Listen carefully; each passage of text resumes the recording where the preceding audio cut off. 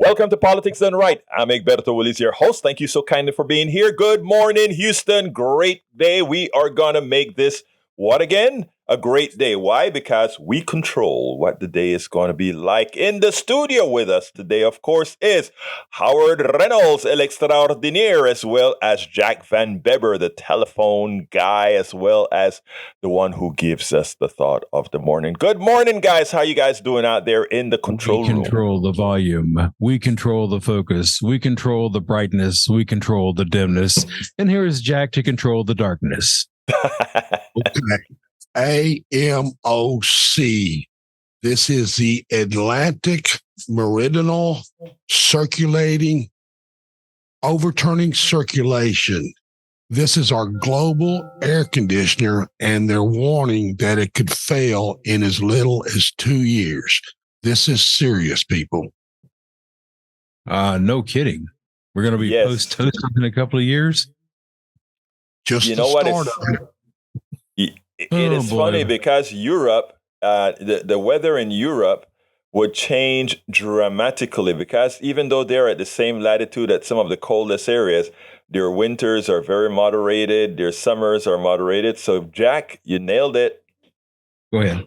Yeah, this is the circulation that drops off of Greenland, goes under deeply, and surfaces in the tropics, which cools the tropics and then sends the circulation back north. This is serious. Mother Nature is poised to, as Carlin said, shake us off like a bad case of fleas. Boy. Yeah. Well, darn it. I forgot something, Begberto. I forgot to tell our friend Harry that was Boneyism by Boney James starting off the show this morning. So he's listening, going, what was that smooth jazz song? I can read his mind from here. It's Boneyism from Boney James. Now let's have that great show you were talking about. Yeah, we're going to have a great show for you today, folks. The title of the show is A Discussion on Political Civility. What it really is the talk that I gave at what is it called? The Unitarian Fellowship in Houston. So I'm going to play that. It's not, I think, yesterday I played it on the 3:00 show. And when more than one person tells you, hey, go ahead and, try to get that one out there, civility in politics. So we're gonna play that one. But also the mainstream fails us on climate change dramatically. I recently gave an important civility speech at the Unitarian Fellowship Church. Then the mainstream media is failing us dramatically on climate change. So we're going to cover those two subjects. Please remember, folks, that you can go to, first of all, you can listen to us on the dial, 90.1 FM for those who are streaming right now. If you had to jump in your car before you get a chance to make changes, just go to 90.1 FM Houston. You can also get to us by downloading the TuneIn application TuneIn app from the Android store or the Apple store. Tune it in and go ahead and search for KPFT, and you'll find us and stream on your phone. You can also go directly to our website from any browser, kpft.org, kpft.org. And while you're there, if you're so inclined and you say, you know what, I want these guys to have shorter fund drives, you can go ahead and start it early and say, I am going to support Politics Done Right and KPFT by clicking that donate button. Alternatively, you can watch us live. Right now, you can see me wearing my Trek shirt because I go work out right after this. And we're doing Facebook. You can find that at facebook.com/KPFT Houston, which is a video of our great program here. Facebook.com/KPFT Houston, or you can watch it on YouTube by going to politicsdoneright.tv. Once again, politicsdoneright.tv. If you want to talk, or if you want to send me something and say, I want you to cover this, I hate what you're doing, I want you to research this, whatever, you can send me an email at kpft@politicsdoneright.com. That is kpft@politicsdoneright.com. And of course, you can call into the show. This is a fairly long thing. I have about half the show or so. So if you want to call in right now to say something real quickly, or just wait till after we play the video, it's 713-526-5738, extension number 2. 713-526-5738, extension number 2. I'll wait a minute to see if any calls come in before I start this thing. In the interim, I just want to say that Fitch has raised our discount rate, actually our rating, our credit rating of the United States government, which should allow the banksters to charge higher interest rates in the bonds that we print for them to, to handle our debt. It is just another form of extortion. Who could possibly reduce the debt rating of the United States? If the United States doesn't pay its debt, guess what? The world economic system fails. It will never happen. It's a farce that any credit bureau would actually attempt to give the United States of America a credit rating. Understand what that is. That is just a legal way to force the United States taxpayers to pay higher for the debt that we have, a debt or deficit created by the extortion of the plutocrats in their tax reduction schemes, in all the other schemes that they use not to pay taxes. It's once again the economic system telling the rest of us, not the economic system per se, but the instantiation of the economic system to what we've created, telling us we have you by the pelotas and we can take whatever we want from you. And that will continue to occur unless we follow Howard's corollary. Elect those who will stand by you. Vote the bombs out, vote those in, and have a government, we the people, who prevent those who continue to extricate whatever they can from us. People, we have more power than you think. Understand that. I saw a new Trump commercial today attacking Biden. And by the way, I always have to tell folks, I am no Biden fan, but he's doing fairly well by our country right now. I saw his political ad, and I'm sitting back down there and I said, oh my God, Trump has some great ad writers. That's a very effective ad. I probably play it on the 3 o'clock show. I don't have the time to play it right now. But anyway, without further ado, let's go ahead and get started with the civility talk, and then we'll continue this program with whatever you guys want us to do. Here we go. Thank you, man. Good morning, everybody. How's everybody doing today? First of all, I want to thank Harold for giving me this great invitation. And as I look around the room, I see a whole lot of people that I know. Thank you guys for being here. Anyhow, a little bit about myself, first of all. I'm originally from Central America, Panama, that little peninsula, all the way in Central America. And when I grew up, one of the big things about the United States is that all of us, one of our dreams was to come to the United States, and we just kind of loved it. It was one of the dreams that many people had. Not everybody could get here. A lot of folks got here. Now, I remember my grandfather, I think it was on a merchant ship or something, how he got to New York, and he would come back to Panama and visit. And I remember one time I picked up his shoes, right? And I said, imagine this stuff walked in New York. That's the kind of reverence that people used to have for the United States all over the world. And to some extent, people still have the idea of what the United States is supposed to be. It never was, but it's the idea of what it was supposed to be. Now, I moved over here. I got a degree in mechanical engineering, but I can tell you one thing. I was always an activist. From back in school, in high school, always a rebel rouser. Came over here, did the same thing at the University of Texas.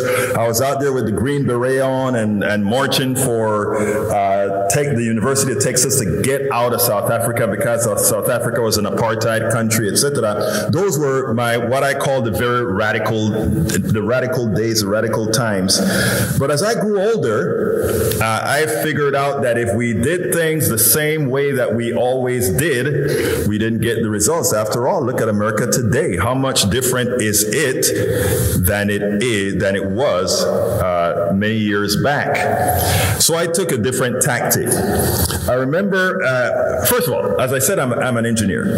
As such, what I believe in are simply numbers and formulas. Everything should follow a number. Everything should follow a formula. You do that, and everything works out fine. Today, I got an example that doesn't matter, even as I came to the church and had some nice discussions with people, friendly discussions, and one realizes that it's not good enough to be right. It's not good enough to know what you think you know. It's only good enough if you can have somebody trust you, and after they trust you, start listening to you.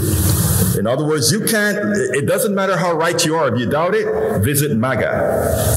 MAGA today believes what they believe, irrespective of whatever is out there. So one of the things that I like to follow as I grew older was this theory of civility.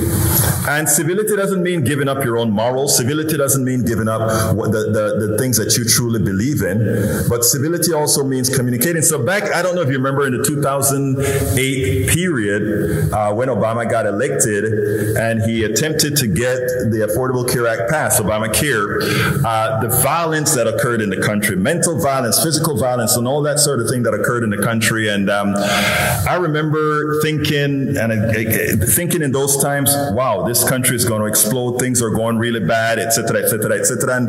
And as a person who really stays on the internet 24/7, seeing this little young lady come on, and she wanted to form something called the Coffee Party USA. It wasn't really in response to the Tea Party, but it was the Coffee Party USA, the idea to bring civility into our communication. Have a cup of coffee with somebody. If you have a cup of coffee with somebody, if you're talking to somebody, you can't be doing what? You can't be fighting them. If you like somebody, even if you disagree with them, you disagree with your wife, you disagree with your sister, your brother, and everybody else, but you know what?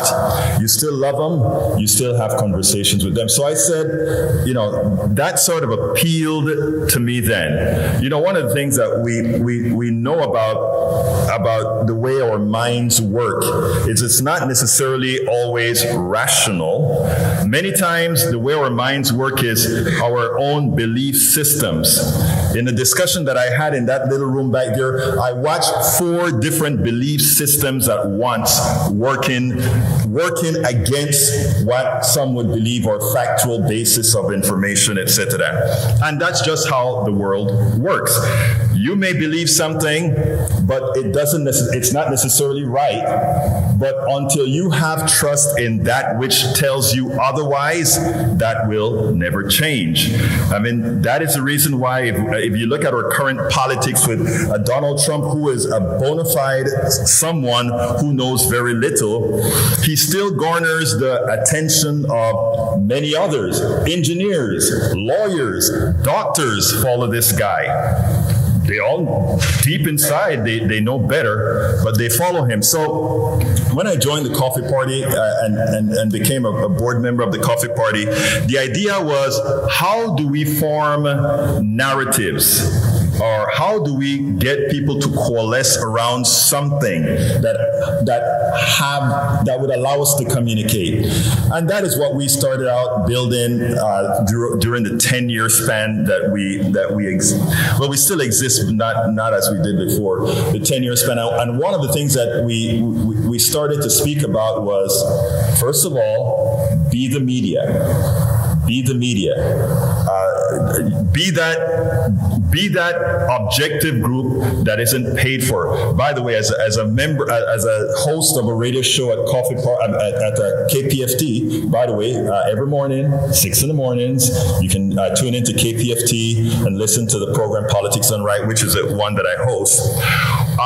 One of the things that we came about there is, if you are the media, if you are the person given information, if you can get folks to have faith in you, or not necessarily have faith in the religious form, but you can earn their respect, you can actually start to affect change. And that is the sort of stuff that we did at the Coffee Party USA. That is the sort of stuff that I'm trying to do on Politics Done Right at KPFT.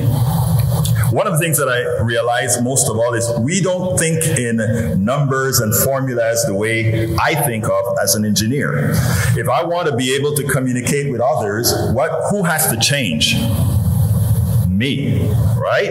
If I want to communicate with any one of you, what do I have to do? If I don't find that method of communicating, I got to change. I got to figure out how can I get you to have trust in me to start listening to what I have to say compared to what your beliefs are.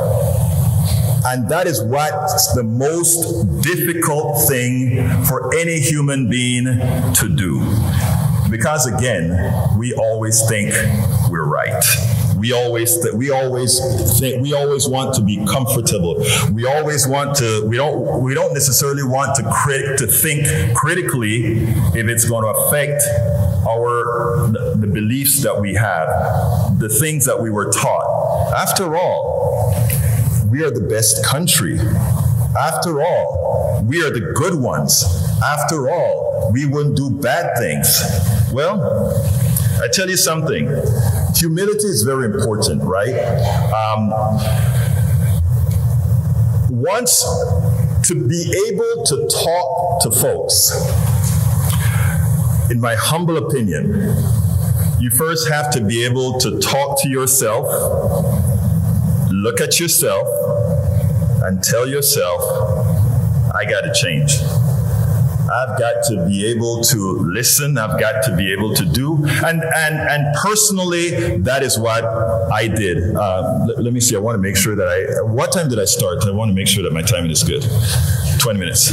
Okay, good. One has to change. Now, when I came to the United States, I'm from a Latin American country, and I always say that I suffered from these three strikes, right?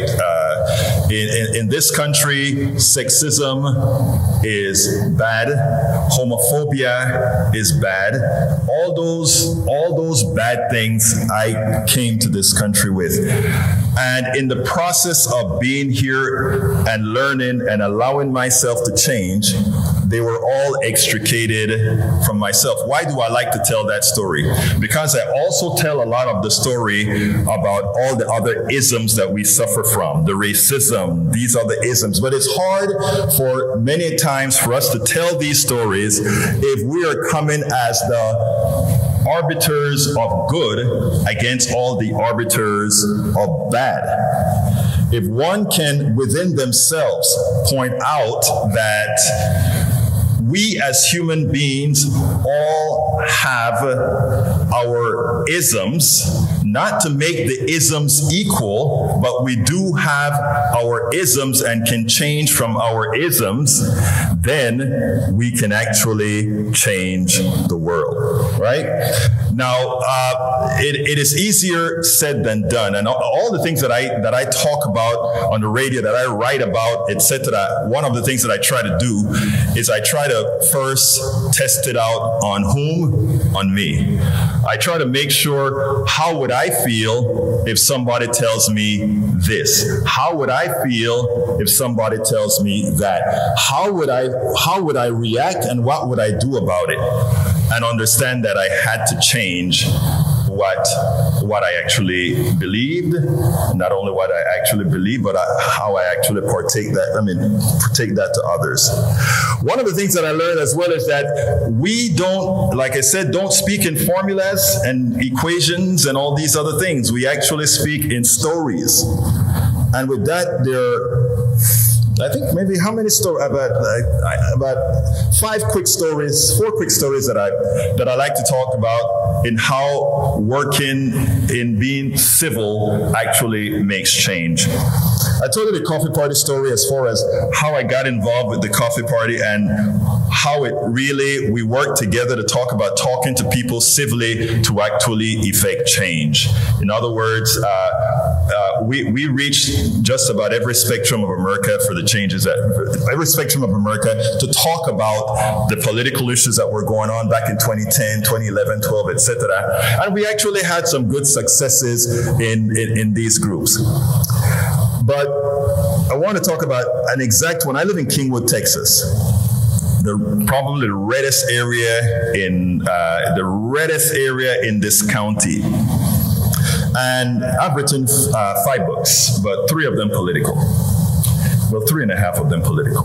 And I would sit in that Starbucks and write and write and write. And there are people that would come in there and they see me there all of the time. And some folks would get the nerve up to say, "What are you doing here? Don't you work? Don't you," that sort of a thing, right? But yeah, I'm working, I'm writing, right? So there's this woman. She had the great nerve that she's going to sit down and have a chat with me. A Kingwood white woman, she's going to sit down there and she's going to talk to me. And she sat down and, "What do you do?" And I told her about that I write books and that I'm into healthcare and all this stuff. And she said, "Oh, good." And then why did I mention healthcare? She was into healthcare and she hated Obamacare and all these things. And I sit down and I listen. One of the things that I like to talk about is the most important thing that people like, all of us, is not only for people to hear us, but for people to listen to us.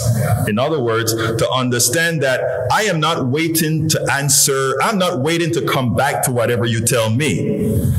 I am actually going to listen to you, absorb what you've said, and analyze what you've said. That's important. Why is that important? Because if I don't do that, I simply assume I'm right. But can I be wrong? Yeah, you bet your life I could. So every time, and it's a learning process because we all think we know. So I try to do that. So she's talking about healthcare, and she hated Obamacare, but she doesn't have Obamacare. She has a great corporate insurance, and she started to talk about the things that she liked about it and what she didn't like about it, etc. So I made a scenario, and I started asking her questions. I didn't tell her anything. I asked her, "Wouldn't it be nice if health insurance did this?" "Yeah, that's what it should do." "Wouldn't it be nice if health insurance did that?" "Yeah, that would be great." And I'm talking about things like universal health care, all these great things I'm asking her, right? And I'm feeling guilty now because everybody in Kingwood's conservative. Well, 70% of people in Kingwood conservative. At my Starbucks, just about everybody's conservative. And you may have conservatives in here as well, I don't know. But everybody was conservative. And, so I'm describing to her what I think healthcare should look like, or rather, she's describing to me based on my leading questions what health insurance should look like. Great. I'm starting to feel guilty now because it's like this woman is in the palm of my hands. And it's like, she doesn't know I'm probably the most left-wing liberal in Kingwood there is. So much so that they firebombed my house before, right? No kidding. So I looked at her and I said, "Ma'am, I just want you to know that what you just described is actually not even Obamacare, but Medicare for all." And she looked at me like, no, not really. Really? Yeah, that's what you described. And then we continued with the conversation and I felt even more guilty because I know this woman thinks, I'm just this black conservative in Kingwood, and that's why she felt so comfortable talking to me. So I said, "Ma'am, let me just tell you something. I'm likely the most liberal left-wing person you would ever know in your life."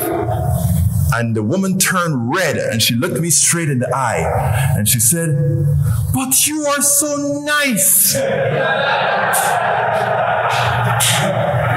And then I looked at her and I said, "I know we don't all have horns, we don't have horns, but the reason I give this story, anybody who listens to me on the radio and hear this story all the time, the reason I give this story is not about being nice or anything like that. It's to see the perception and why the perception, the lack of civility that you see on Fox News, to some extent the lack of civility that you see other places. That is the genesis of it all. The genesis of the lack of civility that you have among people is what's been portrayed on us. Because again, she is sitting down there, and what she is seeing, as soon she was okay with me all along. Even when I told her what she was okay. But as soon as I was a liberal, a progressive, as soon as that came out, it was like, but you don't fit the profile.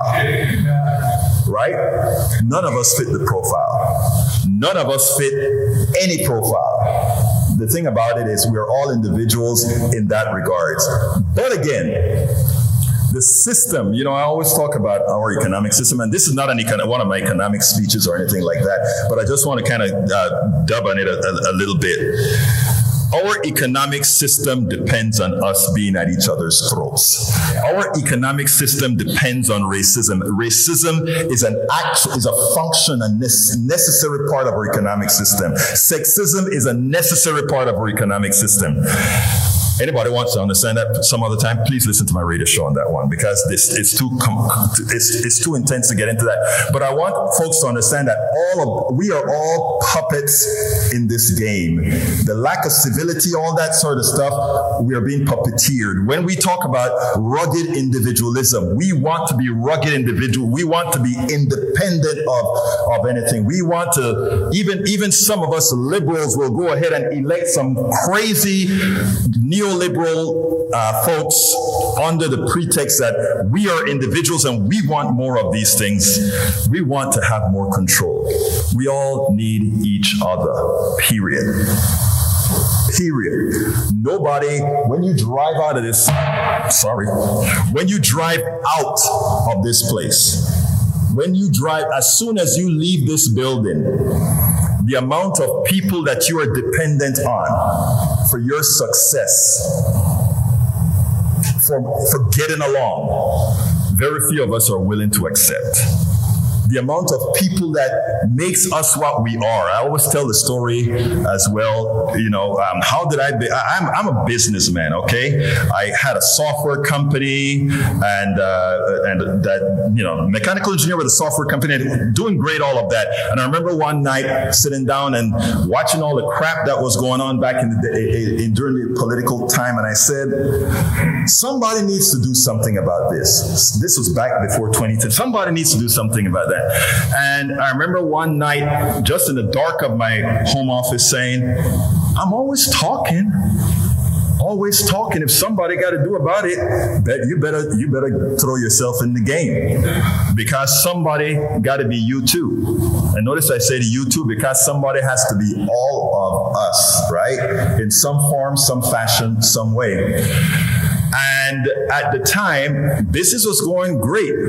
My daughter was about to leave to college, so I didn't have to hide anymore. I used to blog as you know what pseudonyms are, right? When I would write letters to the editor. I would write articles and that sort of stuff not in my name, because my daughter went to Kingwood High School. And I didn't want her to have to suffer for what her dad did. But as soon as 2009 came and she was out of there, at that point, I started writing the articles in the newspapers and writing the books in my name, et cetera, because at that point it was like, so what are they going to do? Nothing can happen. But again, it was about having to do something to make the change. Now, I kept that up. I used my little, before the pandemic, that is, I used my little Starbucks hole to really try to do what I try to tell folks we all have to do, and that is talk earn the trust of people. I don't like to use the word educate because it sounds a little bit too presumptuous, but I like to use the word inform or something. Inform the people that you talk to. I'll be in a grocery store and I hear a Kingwood grocery store and I would hear some silly comment and I would nicely walk up to the lady or the guy or whatever and say, actually, no, that's not what happened, or that's not how it is. And they'll turn around startled and like, who are you? Well, I just overheard. I'm sorry, I just overheard what you're saying and make the change. And you'd be amazed at some of the things you hear in a grocery store, you know? Amazed that you'd be amazed at who your neighbors are sometimes when you listen to these things. I remember being in the Starbucks one time, and this guy was very anti-immigrant and very anti-immigrant. And he said to me, you know those immigrants X, Y, and Z? And I'm like, well, you know, you're talking to an immigrant, right? And by the way, you are an immigrant too. You just came a few hundred years or so earlier, but you're an immigrant too. But we kept on talking. And every time he sees my license plate there, he'll come into Starbucks and he'd just want the challenge and he'd want the talk. So we always talk about immigration. And I'll give him the example as to why we can't live without immigrants. And I made this, he was going to be soon to be on Social Security, I believe. And I gave him the Social Security story relative to immigrants because, we're holding up the Social Security system. And he didn't believe me, of course, but he listened. And he went home and did his research. And he came back to Starbucks one time and he slapped me in the back. And he said, "You're going to like me now." I'm like, "What are you talking about?" He said, "I'm for immigration." Okay, but I want to do it the Republican way. Okay, said, why don't you write me up a blog and I'll post it on my site? I will post it under a pseudonym because I know you don't want these folks in Kingwood to know you for immigration now. And then he's like, "No, you can put my name on it." And the guy wrote a blog post on immigration the Republican way. But the thing about it is, it wasn't exactly what I would want, but it's a start, right? I mean, it is something like, oh, communication actually works. This is a dude who hated immigrants. This is a dude who wanted nothing to do with immigration, but we were able to show that, and this is the selfish part about us a lot of times, right? We're able to show that, no, immigrants are good for you. Now, his empathetic part didn't kick in for immigration. His pocketbook kicked in for immigration. And so when I talk about talking and earning people's trust, we are one country, and none of us are leaving the country. None of us are leaving the country. So whatever we have to do to get to effect change is something that we need to do. The last story, Daniel Boone. Everybody, Daniel Boone was a man. Remember those days? Well, the Tea Party is there's a Daniel Boone family, father, grandfather, great-grandfather in this stuff. So I used to do these pieces for CNN iReports. So I would be on CNN about 2 or 3 times a week doing these things called iReports, and they'll play my stuff on air all the time. So this group in Katy, they saw something that I did. I don't remember on what subject. And they got to CNN, they contacted me to go to meet with them, right? So it was a family, Daniel Boone, his family. And they came out there and it was during the Obama days, and they wanted to talk about healthcare, whatever. This Tea Party group, I had never been treated as well as these guys. They wanted to show me that everything that we spoke about them, that they were not racist, that they were good people, and they just wanted to lift themselves up by the bootstrap. The son didn't have health insurance, the father didn't have health insurance, the grandfather didn't have health insurance, and we sat down and we talked, and I let them tell me their stories, and I asked them, "Do you have health insurance?" "No." "So what is it that Obama is doing that you don't want again?" And we went through the whole story. By the end of the discussion, they maybe we need to rethink what we're thinking about health insurance. And then I noticed something with that talk that I got at the Tea Party, and also the media. If anybody remember what the media concentrated on during that time, it was the mother, the grandmother being thrown off the hill, death panels, and all these other issues. Nobody really tried to sit down from a standpoint of how it would affect individual families to have the health care in the manner that Obama was doing, a manner that I didn't that I agree with. I wanted something different, but it's all we had at the time. Nobody, but when these people, when you sat down and you first listened, earned their trust, speak to them with respect, not speak to them with what you perceive they are, but speak with them with a certain level of respect. Suddenly, their minds were open to listen. So grandfather, son, and great-grandfather, grandfather, father, and son was four of them. They were then willing to, take it under advisement. And that is all that we can ask for, communication. And the only way we can communicate is to be civil with each other and try to, I don't care what anybody here believes. I don't care if you are a racist, a sexist, or anything. It won't stop me from talking to you. I don't care who you are. If I feel that I can make a difference, not just for you or for me, but society at large, I'm willing to do whatever it takes. And I think everybody won't do that, but enough of us can do that to make a difference in our society. If enough of us start to think a little bit less about self and a little bit more about what can we do in the aggregate, I'm pretty sure we can make a change. And I think I came under my 20 minutes. Thank you very much. All right, folks, I hope you like that. It went over very well, both over there and on our 3 o'clock show. Give us a call, 713-526-5738. The phone lines are completely and entirely open. 713-526-5738. Una vez más, 713-526-5738. Extension number 2, 713-526-5738, extension número 2. All right, folks, the next subject that we're supposed to talk about is the mainstream coverage doesn't reflect urgency of major currents' potential collapse, which is what our brother in the studio, in the control room, started our program with today. That change in the currents, we have to get serious about that.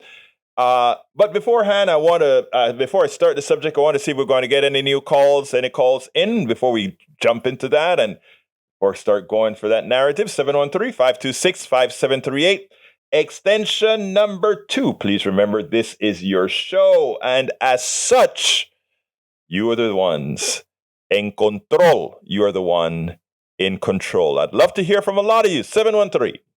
713-526-5738. And of course, we have Johnny. Wait a minute. Howard, do it for me. Yes. You remember those? Here's Johnny. All right. Johnny, come on in, brother.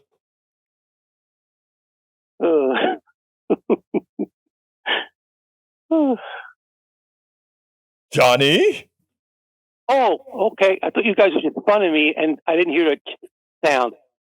Yeah, I wish I had his money, trust me, because KPP would be in the black right now. I liked your talk. I'm unclear on just one teeny tiny detail. Okay. The thing with your daughter, I don't understand what you were talking about. You refrained or limited yourself in how much you would publish because you didn't want your name to be associated with some radical stuff, maybe, and you didn't want that to affect your daughter's academic career in high school or college. Can you? Okay. Yeah, let me explain. Yeah, look, let me tell you, right?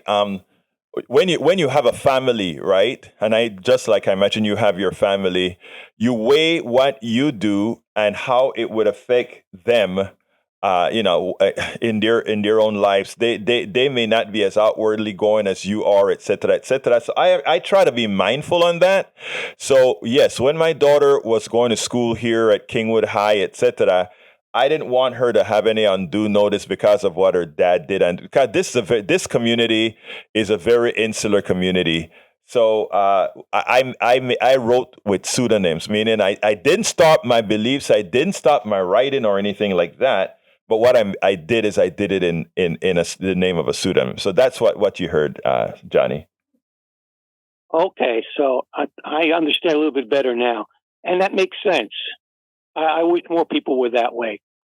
Well, it's also how I do interviews. If I have an interview and I know there's something that is upsetting to the person I'm interviewing, and it doesn't have a material effect on what they're running for or whatever, I'll leave it alone as well, right? I don't. My goal is not to kind of embarrass anybody or put somebody in a spot they don't want to be. It's so that we can get information for the better good. So that's my modus operandi. Right. So let me ask you another technical question. When you were doing all these talks, and I assume you still do them, you still go to the Starbucks on a regular basis. Yes. Did you ever find to either yourself or encourage other people to pull out their smartphone and record the visual? Because, lots of people, they're visually oriented nowadays. They don't like to read so much. Right. So that your conversations and light bulb moments that you could share, that they could share with their friends and family. Did you ever do that? I don't use, it's easy. That seemed like it would be easy to do, but it kind of messes with the flow of the conversation, in my humble opinion. That's why I talk about building trust. Like a lot of these right wingers that are my friends here in Kingwood that I would talk to at the. Let me tell you how much some of the trust people get now. A lot of these, the biggest problem people have right now, believe it or not, even as old as one may be, is peer pressure. All right. I don't want my friend to know that I'm not like them. In other words, there are a lot of, we call Kingwood a conservative town. When I talk to people in Starbucks a whole lot of times, they think they're conservative and they want, because of the friends that they have and all that sort of stuff. But when we get into talking or whatever, their tone changed completely. There's this exec that comes in there all of the times. And I started a meeting with him the last, maybe a couple months ago. I was there, he came in, and when he saw me, he ran and he sat next to me and we started talking about this stuff. He's a staunch conservative in his mind. And if he's with his friends out there and I walk in, you can see a certain degree of fear that please don't come and go into your, we don't need to go into our left-wing talk right now, right? So, I get it. So, the thing about it is you have to give people the space. Like I had to have the space to change. You have to give people the space, not only to change, but to accept who they really are. So that's the way I look at it. It's all human dynamics, brother. That's interesting that you say you have to give people a space. And you also made the comment just before that about not interrupting the flow. Right. Because yesterday you tried something with me, which I understand where you're coming from, but it did not work for me. Okay. Because of it, you put me on hold and I guess people listening to the program have the impression that Johnny maybe could speak up at a moment's notice to react in real time to a other caller listener, and that didn't happen. I could hear you guys, but when I said something, it did not go out. Oh, well, you are not. Okay, I left you not on hold. I left you on. Well, I thought you were on that if you wanted to interrupt, you could. What happened, John, is you are a regular caller. We talk to you all of the time. You're like a part of the team, okay? When a new call, and in fact, I'm probably going to dump you off in a minute because we have 3 other calls. I'm going to keep you on hold, but the idea is that you always have something to say. You're like part of this show. So I didn't mean to be rude or anything like that. If it came across that way, forgive me. All right, brother? No, I didn't interpret it that way. What I'm saying is when you tried that technique, that might work for Will because it did work for him. He is able to say things most of the time. Sometimes he's not able to say something. Yeah. I think that was a technical, maybe. Well, also remember that could have been technical with you as well. But brother, let me go to Augie, and then I'm going to go to Harry and then Ted. So you guys, please stay with me, guys. I want everybody to get a chance to talk. So let's go ahead to Augie. Come on in, brother Augie. So, hi, Egberto. You were talking about you were like the liberal in Kingwood. Well, yes. I used to be in River Oak. Oh, God. The conservative there, too. And I I worked for the phone company, and River Oaks was part of our area. And I would go to these mansions of some of these conservative businessmen who are on the cover of Business Week and all that other stuff. In fact, one of them was the guy who wanted to cut down the redwoods in California. Whoa. And sell the lumber to Japan. I forget his name. But, and I was normally, when I was there, the owners weren't there, but the staff was. And most of the time they were black. And they were really nice. But if the trophy wife or trophy girlfriend was there, they were not so nice. I tell you, man. But sometimes when they were there, like one time, an owner of a jewelry store in the Galleria, he was talking down to me in a loud voice. So I would talk back to him in the same type of voice, and then he'd calm down. But normally, I guess when Obama came in, all of a sudden, I started running into all these people that were conservative that weren't conservative to me. One of them was a fellow worker. He liked to read books, and he knew I liked to read books, and so he was never we never had confrontations political. But I retired when George W. became president. A couple of years after he became president, and I would visit my crew, and they would tell me, "Hey, he changed. He's a conservative, and he's out there talking to the crew, telling this Republican propaganda." And he invited me to his house for a party because we used to be close. And he married a black woman, and at the party, his wife and her family, and they're all black people, young kids at like kindergarten, elementary, junior high, high school, and then sisters and brothers. And he and I are having a political discussion in the kitchen, and our voices start getting higher and higher.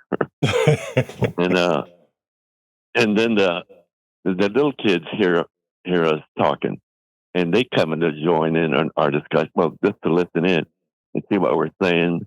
Then the elementary school kids and then the junior high kids come over. Which pretty soon we have a small crowd, and we're going back and forth. And it's interesting because then the kids jump in, and his name is Rodney.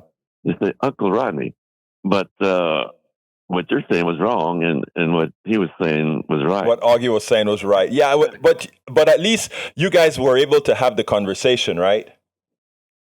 Yeah, but when the party was over, we walked out, and then he said, "Okay, you believe what you believe, and I believe what I believe, but we're still friends," and we shook hands. There you go. There you go, brother. There you go. Hey, Augie, I got to get to Harry, but let me tell you this, okay? The important thing is, like I said in my talk as well, if we're drinking coffee together and talking, and even though somebody tells you believe what you believe, I believe what I believe, both people are planting seeds, and the best seed's going to grow. It's that simple. And if you're talking, you're planting seeds. If you keep talking, you're watering it, fertilizing it, and the best one will grow. But anyway, brother, look, thank you for calling in, Augie, as usual. I love having you here. All right, brother? All right, thanks. Take care, buddy. All right, Harry, come on in, my brother. Oh, Roberto, from one birthday boy to another on May 18th, this is Harry.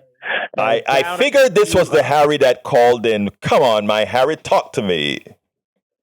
Well, I'm telling you. Well, first thing I want to say is shout out to your producer engineer, Howard. He played Boneyism. I love that song. That's one of my favorite and smooth jazz songs. When I talked to him, I guess about a week ago, I mentioned I'd like more Peter White. There are a couple of Peter White songs, Romance Dance and Jump on It. And if he can find Jonathan Butler, Going Home. And Howard is the best, Harry. But come on, tell me what you want, my brother. Howard is the best. Right. Now I'll get to the political stuff. I like to think of you, Roberto, as a progressive. And what you said at the top of the show is absolutely correct. What we got to do is vote in more progressives Obviously, I think Joe Biden will probably get another term. But if we can get more progressives in than Joe Biden, I'm not a Biden fan either. We have to roll those Trump tax cuts back so that the wealthy pay their fair share and the working class people can get a break and not take such a beating on taxes. Thank you, Harry. I want to go to Ted, but I want to thank you for calling in and I want to thank you for listening. And hey, Howard, you want to tell Harry a little quickie? Oh, I agree with you on the Peter White. We'll try to get some more of that. Right. One other thing, Eberto, when you get a chance, let me know. Email me when you can come to the Fondren Church. Will do, sir. I promise you that. My box is just full as hell, but I promise to do that. Thank you so kindly, Harry. All right, when you get a chance. All right, man. Hey, ladies, you know what I noticed? Today, on most days, I'm only getting guys. I don't think I'm a scary dude. So women, I would love to hear your point of view. I don't want a male-dominated world. And you know how Johnny and Harry and Ted and Augie are all males. I love them, but I'd like women to call in. Anyway, come on in, Ted. Oh, what happened to Ted? Hey, Ted, we accidentally dropped you. Give us a call, 713-526-5738, 713-526-5738. If that was an accident, my most sincere apologies. 713-526-5738. Hit extension number 2 and we'll get you online right away. One more time, 713-526-5738. And remember, you can watch our program as well at politicsdoneright.tv, politicsdoneright.tv, or facebook.com/KPFT Houston. And again, you can watch a show live. So you don't only have to listen to it, you can watch it on the video as we play videos. But today, the last one was played. I have another one to play, but I think I'll go ahead and forego that by asking folks to call 713-526-5738. Anyway, let me just read the mainstream coverage doesn't reflect urgency of major currents potential collapse. When a new peer-reviewed study announces that a crucial Atlantic Ocean circulation system, a cornerstone of the global climate, may collapse as quickly as 2 years from now, you'd think news outlets might want to put that on the front page. The AMOC, the Atlantic Meridional Overturning Circulation, moves warmer water from the tropics to the northern Atlantic, where it cools, sinks, and returns down to the U.S. East Coast.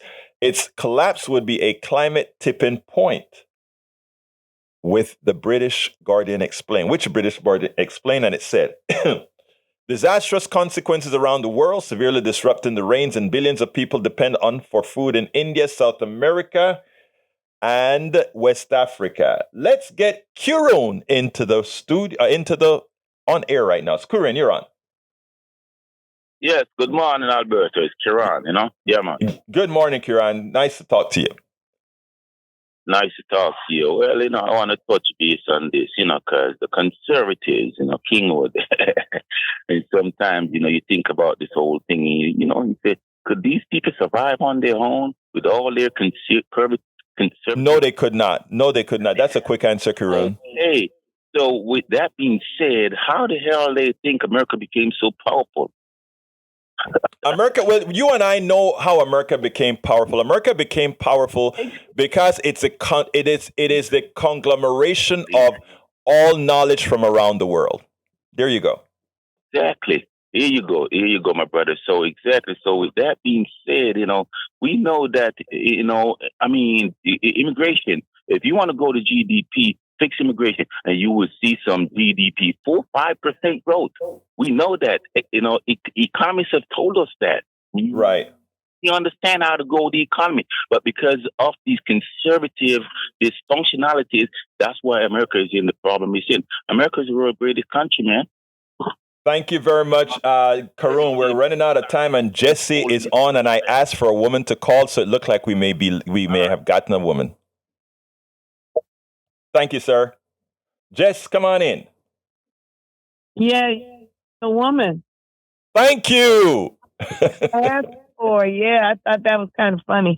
But anyway, with this global system that you're speaking of, I'm not very educated on it, but I wanted to know in terms of how we can do more more environmental, positive, proactive things. Is there any way that maybe the mayor or city council can create some kind of way that more of the communities can do recycling with the wow. Jess, I am so glad you called. Jesse, I'm so glad you called and asked that, because what I want to say is that you hit the nail on the head. We are all empowered, and it's what we do as individuals that to form a collective to do exactly what you're saying. You just had that thought. We just talk about this meridional or return in circulation. You know about it now. You tell your friends about it, and suddenly maybe one time you go to city council and you say, hey, we need to put this on the radar. You go to, this is one program only. Politics Done Right on KPFT. You listen to other programs. You call in. You also blog. I can tell you where to find this article. If you go to politicsdoneright.com/newsletter, you can get a link to all the things that we talk about here, and you can post. You can share that with friends of yours. You see, what we have right now is our media, as the article is saying, controls what you hear, but the internet gives you the ability currently now to share those things that are of real interest, not just what the media wants you to know. So you are a part of the system. If you heard my talk earlier before, you heard me use the term that when we formed the Coffee Party, we started the concept called Be the Media. And when we said be the media, we meant all of us being the media by communicating among each other. You learned a little bit of something today, Jesse. Tell somebody else about it. Go to politicsdoneright.tv, forward the newsletter to somebody, say, hey, we need to be covering this. Tell folks about it. Tell folks about KPFT as a station that you listen to where you get info. But Jesse, I just got a text. I only have a minute left, so give me a quick 15 seconds. I tell everybody about KPFT 90.1. Best thing going for us. A lot of information. I appreciate all that you do. Thank you so kindly, Jess. You have a wonderful day. Hey, give me a 15 and a 15, Howard and Jack.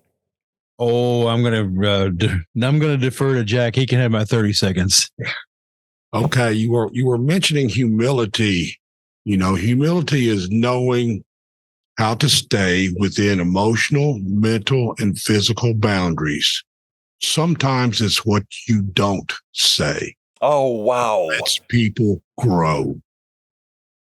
End it there, Jack. End it there, Jack. Sometimes it's what you don't feel you have to say. Thank you, man. That's powerful. Did I interrupt you? Go ahead. No, we're good. Okay. Hey, that is intense.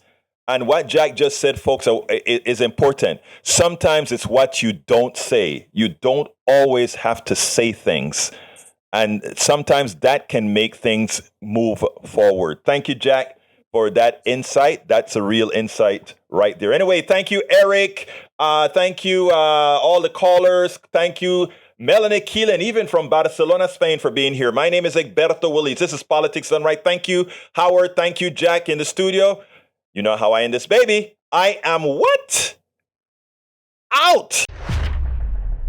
We spend a lot of time deconstructing the news, trying to parse it into a form that everybody can understand. We try to find those little nitpicks where it flies above the fray, etc. If you really like these videos that we do, I want to ask a big favor. Please go ahead. Number 1, subscribe to our channel. And number 2, please join if you can. Thank you so kindly for watching. Keep watching. Please remember to share. We must populate the entire internet with our progressive message, a message that we know is what most Americans say that they want. So help us, please join.